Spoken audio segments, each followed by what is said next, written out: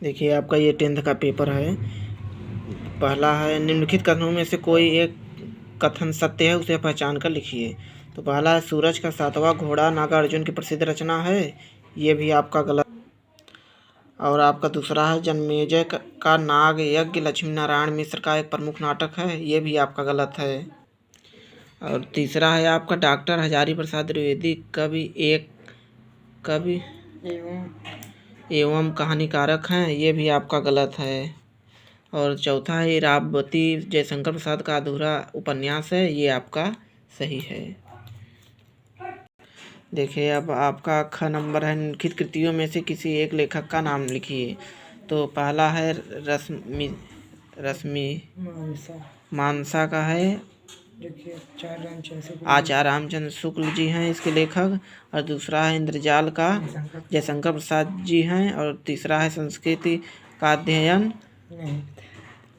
ये दो ठो आपको लिखना है, बस हो गया। तो और ग नंबर है किसी एक ऐतिहासिक उपन्यासकार का नाम लिखिए, इसके हैं मुंशी प्रेमचंद्र जी हैं इसके। और घ नंबर है डॉक्टर राजेंद्र प्रसाद की किसी एक रचना का नाम लिखिए। बापू के कदमों में, ये हो गया। शुक्ल युग की समय सीमा लिखिए। शुक्ल युग की समय सीमा है 1938 तक। और दूसरा है आधुनिक काल के दो प्रगतिवादी कवियों के नाम लिखना है, ये दूसरे का है। आधुनिक काल के दो प्रगतिवादी कवियों के नाम लिखना है। तो पहला है नागार्जुन और दूसरा केशव दास जी हैं। और दूसरे का है ख नंबर है निम्नलिखित रचनाओं में से किन्हीं तीन कृतियों के रचनाकारों के नाम लिखिए। तो पहला है मैथिली शरण गुप्ता और दूसरा है, तीसरे में है आपको निम्नलिखित गद्यांशों को पढ़कर उसके नीचे दिए गए प्रश्नों के उत्तर लिखना है आपको। तो इसका उपयुक्त गद्यांश का संदर्भ लिखना है पहला में आपको। तो इसका हो ये उपयुक्त गद्यांश का संदर्भ लिखने के लिए बोला है, तो इसका मतलब ये हो जाए गद्यांश हमारे जयशंकर प्रसाद जी के द्वारा लिखा गया है, जो कि ममता पाठ से है। और इसका संदर्भ हो जाए हमारा प्रस्तुत गद्यांश हमारी पाठ्य पुस्तक हिंदी के ममता नामक पाठ से लिया गया है, जिसके लेखक हो जाएंगे हमारे जयशंकर प्रसाद जी। और इसकी व्याख्या हो जाएगी कि इसमें लेखक कहते हैं, आचार्य जयशंकर प्रसाद जी कहते हैं कि ममता विधवा थी, उसका यौवन उसकी जवानी मतलब शोर के समान नदी के समान उम्र मतलब बीत रही थी।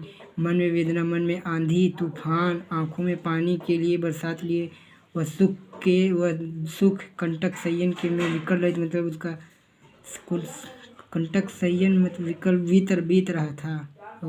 इनका लिखा वाला। और ये तीसरे का अथवा है, इसमें क्या दिया गया है, इसमें गद्यांश दिया गया है और इसका उपयुक्त गद्यांश का संदर्भ लिखना है। तो पहला इसका हो जाएगा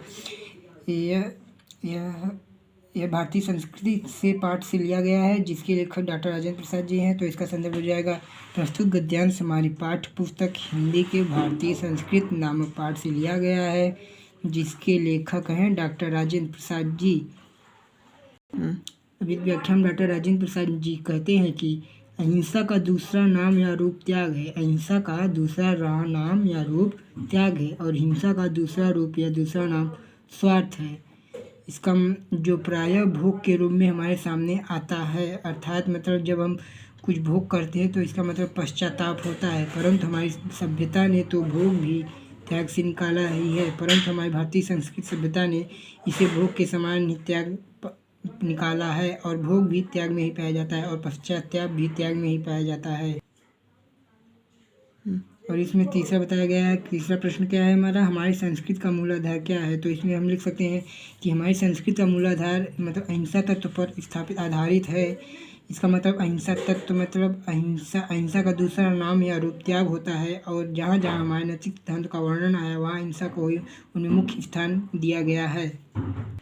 अब यह आप कहा जाता है चौथा प्रश्न, इनमें दो तो दिया है, इसमें आप पहला लिख सकते हैं क्या दिया इसमें, उद्धव मन भय 10-20 एक हो तो सब गए श्याम संग को अब राधे इस इंद्र शिथिल वही के सब बिन जो देही बिन शीश आशा लागी रहते तो ऐसा जीवन कोट बरे तुम तो सखा से हम सुंदर के सकल जो के इस नंद नंदन बिन और नहीं जगदीश। इसमें क्या होता है मतलब श्री कृष्ण के बारे में बताया गया और यह मतलब किसके द्वारा लिखा गया है, यह है हमारा पद नाम से, जो कि सूरदास जी लिखे हैं। इसमें आप संदर्भ क्या लिख सकते हैं कि प्रस्तुत गद्यांश हमारी पाठ्य पुस्तक हिंदी के सूरसागर के पद नामक पद से लिया गया है, जिसके कवि हैं हमारे सूरदास जी। इसमें इस व्याख्या में बताया गया है कि उद्धव जी गोपनीय मथुरा आते हैं और गोपियाँ उनसे पूछती हैं कि हे उद्धव, हमारा मन भी 10-20 नहीं, हमारा मन भी एक ही है, जो कि वो श्याम के संग चला गया है। इंद्रिय स्थिल और सारी मथुरा की इंद्रिय मतलब सारी मथुरा की इंद्रियां निष्क्रिय हो गई हैं बिना श्री कृष्ण के, जो देह जैसे कि बिना देह के उनका शीश ही कट चुका हो। आशा लागी रहत तंतु आशा, उनके मन में यही आशा रहती है कि कभी न कभी श्री कृष्ण जी मथुरा वापस जरूर लौटेंगे। हे उद्धव, तुम तो श्री कृष्ण के परम मित्र हो, तुम तो इस जग के स्वामी हो, तुम तो बता सकते हो कि श्री कृष्ण जी की हमसे कब मुलाकात होगी। अब बात आती है इसके काव्यगत सौंदर्य में। इसका काव्यगत सौंदर्य आप लिख सकते हैं, इसमें रग हो जाएगा आपका श्रृंगार रस, और आप छंद लिख सकते हैं मुक्तक छंद। अब इसमें आपका आ जाता है परचुए का, चाहे आप ये वाला करिए या अथवा वाला। अथवा कर लेंगे तो अथवा आपका सरल रहेगा। तो इसमें बताया गया है कि किंचित गुरुतरम भूमि किंचित उच्चतरम चखात किंचित शीघ्रतरम वातात किंचित बहुतरम तृणात माता गुरुतरे भूमि घात पितोच्चरस्थिस्था मन शीघ्रतम वातात चिंता बहुतरी तृणात। ये आपका हो गया जीवन सूत्रांत पाठ से लिया गया। इसमें आप संदर्भ क्या लिख सकते हैं कि प्रस्तुत गद्यांश हमारे काव्य खंड से संस्कृत नामक पाठ से लिया गया है, जो कि जीवन सूत्रांत पाठ से अवतरित है। इसमें आप व्याख्या इसकी कर सकते हैं कि किंचिद गुरुतरम भूमि मतलब पृथ्वी से बड़ा, मतलब यक्ष युधिष्ठिर से प्रश्न पूछते हैं कि पृथ्वी से बड़ा कौन है और आकाश से ऊंचा कौन है। और किंचित शीघ्रतम वातात मतलब हवा से तेज कौन बहता है। और किंचित बहुतरम तृणात तिनके से भी छोटा क्या होता है। तो फिर युधिष्ठिर यक्ष को उत्तर देते हैं कि भूमि से बड़ी माता होती है और आकाश से ऊंचा पिता होता है, और मन से और वातात मतलब हवा, तो हवा से बड़ा, हवा से शीघ्र, हवा से जल्दी मन चलता है आपका। और तृणात मतलब तिनके से भी छोटी आपकी चिंता होती है। अब आपका आ जाता है पचवे का खा। इसमें क्या दिया है, निम्नलिखित में से किन्हीं 2 प्रश्नों के उत्तर संस्कृत में आप दीजिए। तो इसमें आपका आ जाता है इसमें दूसरा आप देख लीजिए, भारतीय संस्कृति का दिव्य संदेश अस्ति, मतलब हमारी भारतीय संस्कृति का क्या दिव्य संदेश होता है। तो हमारी भारतीय संस्कृति का दिव्य संदेश यह हो जाएगा कि अस्माकं संस्कृति सदा गतिशीलता वर्तते। इसका मतलब हमारी भारतीय संस्कृति मतलब सदा गतिशील वर्तते में रहती है। इसका आंसर आप लिख सकते हैं अस्माकं संस्कृति सदा गतिशीला वर्तते। इसका आंसर ये हो गया। और अब आपका आ जाता है तीसरा, विविध धर्माणाम संगम स्थली क नगरी। इसमें आपका पूछ रहा है विविध मतलब अनेक धर्माणाम संगम स्थली कहाँ स्थित है। ये इसका आंसर हो जाएगा हमारा वाराणसी विविध धर्माणाम संगम स्थली अस्ति। इसका आंसर ये हो जाएगा। अब इसमें आपका आ जाता है छठवें क में क्या है, निम्नलिखित में से किसी एक लेखक का जीवन परिचय दीजिए तथा उसकी 2 रचनाएं प्रमुख रचनाएं का नाम लिखिए। तो इसमें आपका 3 तो दिया है, आचार्य रामचंद्र शुक्ल पहला है, दूसरा डॉक्टर राजेंद्र प्रसाद, तीसरा है जयशंकर प्रसाद। तो आप चाहे जो लिख सकते हैं इनमें से, लेकिन ये वाला आप लिखेंगे आचार्य रामचंद्र शुक्ल तो आपको सरल पड़ेगा। तो इसमें अब बात आ जाती है कि आचार्य रामचंद्र शुक्ल जी का जन्म कब और कहाँ हुआ था। तो इनका जन्म आपका हो जाता है 4 अक्टूबर 1884 में हुआ था, जो कि बस्ती जिले के गुना नामक ग्राम में हुआ था।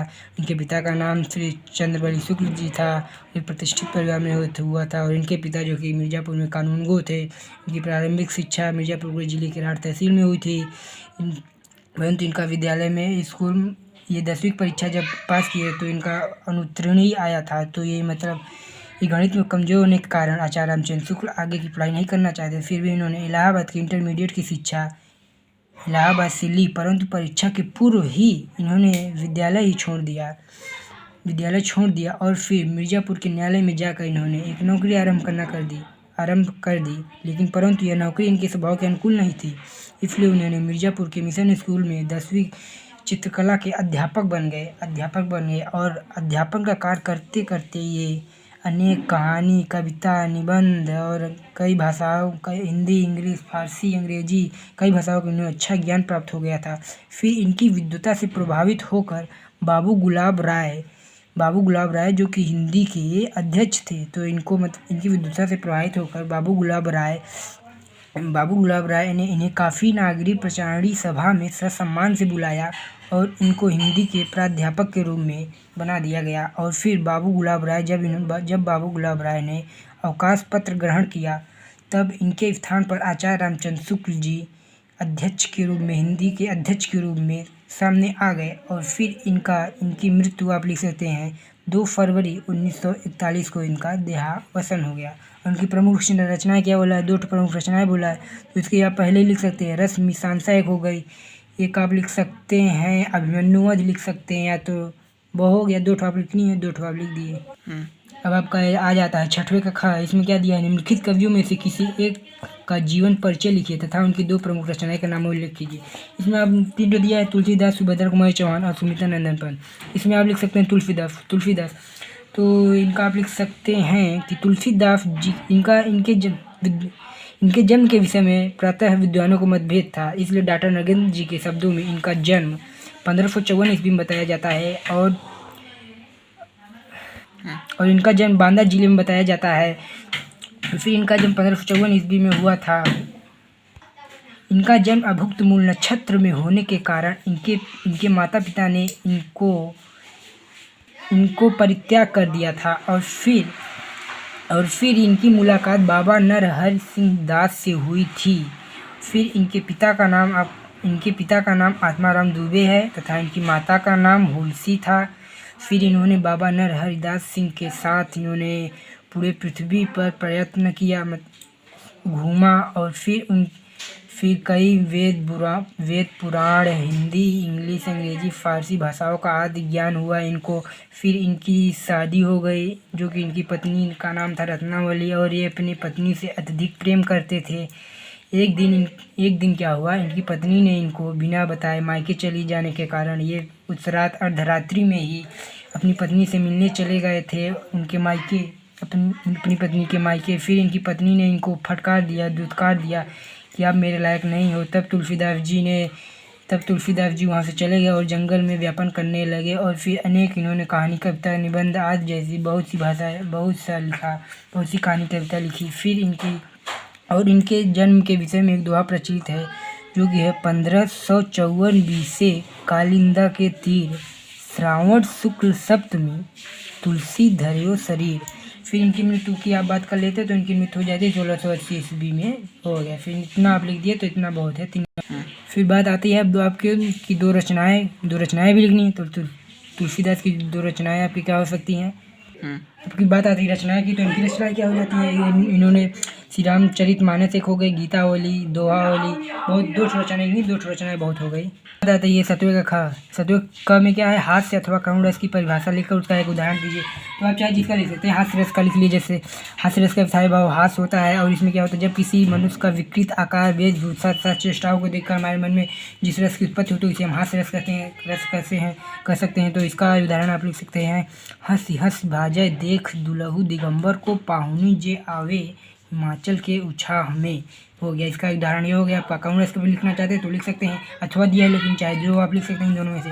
अब आता है आपके 7वें ख में क्या है, उपमा अथवा उत्प्रेक्षा अलंकार की परिभाषा लिखकर एक उदाहरण लिख देना है आपको। बात है उपमा अलंकार क्या होता है। उपमा अलंकार में क्या होता है, जब किसी एक व्यक्ति या वस्तु की तुलना दूसरे किसी व्यक्ति या वस्तु से की जाए, तो किसी गुण समान धर्म पर की जाए तो उसको बोलते हैं, उसमें उपमा अलंकार होता है। जैसे इसका आप उदाहरण लिख सकते हैं, राधा के चरण कोमल के समान हैं, इसका उदाहरण ये हो गया। अब बात आती है 7वें ग में क्या है, दोहा अथवा चौपाई छंद के लक्षण को लिखकर उसका एक उदाहरण लिखिए। इसमें क्या है, दोहा चौपाई, चाहे आप दोहा लिखिए चाहे चौपाई लिखिए। इसमें चौपाई में क्या होता है, चौपाई जो है सममात्रिक छंद है। इसमें 4 चरण होते हैं और इसमें प्रत्येक चरण में 16 मात्राएं होती हैं और इसके अंत में 2 गुरु का होना शुभ माना जाता है। तो इसका उदाहरण आप लिख सकते हैं, आपको हनुमान चालीसा तो याद ही होगी। इसमें आप लिख सकते हैं, जय हनुमान ज्ञान गुण सागर, जय कृष्ण लोक उजागर, रामदूत अतुलित बलधामा, अंजन पुत्र सुदामा। चालान आप लिख दिए, इसमें बहुत हो गया। दोहा लिखना चाहते हैं दोहा भी लिख दिए, चाहे जो आपका मन हो। अब बात आ जाती है 8वें क में। इसमें क्या दिया, निम्नलिखित में से किसी एक पद का समास विग्रह कीजिए तथा समास का नाम लिखिए। तो इसमें क्या दिया है, गंगाधर, पहला अंशुमाली, कुसुम या चंद्रशेखर। आपका सबसे सरल पड़ेगा तो इसमें आपको हो जाएगा, चंद्र है मस्तक, चंद्र यानी चंद्रमा है जिसके मस्तक यानी सिर पर, अर्थात श्री शिव जी हैं। मतलब चंद्रमा है जिसके सिर पर अर्थात शिव जी। तो इसमें आपका हो जाएगा समास भी पूछा है, तो इसमें हो जाएगा आपका बहुब्रीहि समास। अब बात आती है 8वें ख में क्या दिया है, निम्नलिखित मुहावरों तथा लोकोक्तियों में से किन्हीं दो अर्थ का स्पष्ट करते हुए अपने वाक्य में इस तरह का प्रयोग कीजिए जिनका अर्थ उनका भाव स्पष्ट हो जाए। इसमें आपका क्या दिया है, पहला दिया है बोया पेड़ बबूल का आम कहाँ से खाए डूबते को तिनका का सहारा। तीसरा दिया है गरीबी में आटा गीला। चौथा दिया 9 2 11 होना। इसमें आपको हो गया गरीबी में आटा गीला होना मतलब घोर संकट पड़ना। इसमें आप लिख सकते हैं जैसे कि कल आपका पेपर है और आज आपने रात भर पढ़ लिया, तो इसमें क्या हो जाता है, गरीबी में आटा गीला हो जाता है। अब बात आती है 9 2 11 होना। 9 2 11 होना मतलब भाग जाना। जैसे पुलिस को देखते ही चोर 9 2 11 हो जाती है। अब बात आती है 8वें ग। इसमें क्या दिया, निम्नलिखित में से किन्हीं दो को पहचान कर लिखिए तो किस प्रकार के हैं तत्सम है तद्भव। इसमें बात आती है काटा नृत्य अमावस अग्नि। अमावस आपका हो जाएगा तद्भव शब्द और नृत्य और अग्नि हो जाएगा आपका तत्सम शब्द। इसमें दो हो गया। और इसमें बात आई थी 8वें घ। निम्नलिखित में से किसी एक शब्द के परवाची शब्द लिखिए, आप चाहे जो लिख सकते हैं। इसमें सबसे पहला का पुत्री है, पुत्री का आ जाएगा सुता और आत्मजा तनु पुत्री, आप कुछ भी लिख सकते हैं। तो पुत्री का हो गया, पुत्री को लिख सकते हैं आप सुता कन्या बेटी। अब बात आती है 8वें के अड़ में क्या, निम्नलिखित शब्दों में से किन्हीं दो के विपरीतार्थक शब्द लिखिए। इसमें क्या हो जाएगा, स्थूल का हो जाएगा आपका सूक्ष्म, रात्रि का हो जाएगा रात्रि, रात, दिन हो जाएगा, रात्रि का आपका होगा दिन। अब बात आती है 8वें के च। इसमें क्या दिया, निम्नलिखित गुवाकांक्षों में किन्हीं दो के लिए एक एक शब्द लिखिए। इसमें आपका दिया क्या है, बहुत अधिक बोलना मतलब इसका हो जाएगा आपका वाचाल। अब इसका क्या दिया है, बहुत कम खर्च करना मतलब मृत्युमयी हो जाएगा इसका। अब बात आती है 9वें के कारण, निम्नलिखित किसी एक शब्द में संधि विच्छेद कीजिए और संधि का नाम लिखिए। इसमें चाटू दिया है, धात्रांश दिया है, उपयुक्त दिया है, इत्याय दिया है, अत्याचार। इसमें क्या चौथा का आपका हो जाएगा अत्या प्लस 4। अत्या प्लस 4 इसका मतलब अत्याचार। तो इसमें कौन सा संधि हो जाएगा, आपका हो जाएगा यहाँ संधि हो जाएगा। इसमें क्या दिया, फल अथवा पयस शब्द का द्वितीय विभक्ति के बहुवचन का रूप लिख। इसमें फल दिया तो फल का आप याद ही होगा, फलम फले फलान, फलम फले फलान। तो इसमें क्या पूछा, द्वितीय का बहुवचन पूछा, बहुवचन क्या हो जाए फलम फले फलान, फलम फले फलान, इसका मतलब हो जाएगा फलान। अब बात आती है मत शब्द की चतुर्थी विभक्ति के एक वचन का रूप लिखना है। तो इसमें अगर मत चतुर्थी विभक्ति एक वचन इसमें क्या हो जाएगा मत प्लस ये हो गया। अब बात आती है इसमें 9वें के घ में पठ अथवा हवधातु लोटलकार के उत्तम पुरुष को के एक वचन का रूप लेंगे। तो इसका धातु लोटलकार मतलब आज्ञा देना होता है, ये आपको पता ही होगा आज्ञा देना। तो इसमें आपका हो जाएगा उत्तम पुरुष के एक वचन का रूप आप लिख सकते हैं। देखिए इसमें अथवा इसमें उत्तम पुरुष का कैसे रूप चलता है, देखिए पठान, पठाओ, पठाम। तो इसका एक वचन में क्या आ गया, पठान, इसका मतलब पठान है, आपका आंसर सही हो जाएगा। अब बात आती है 10वें में, किसी एक शीर्षक पर निबंध लिखना है। तो आप चाहे जिस पे निबंध लिख सकते हैं, विचारधारा का आभूषण, मेरा प्रिय पर्व, कृषक, समस्या और समाधान, प्रदूषण समस्या, बेरोजगारी, जीवन में खेल का मतलब, आप कुछ भी लिख सकते हैं। प्रदूषण लिखेंगे आपको ज़्यादा फर्क पड़ेगा।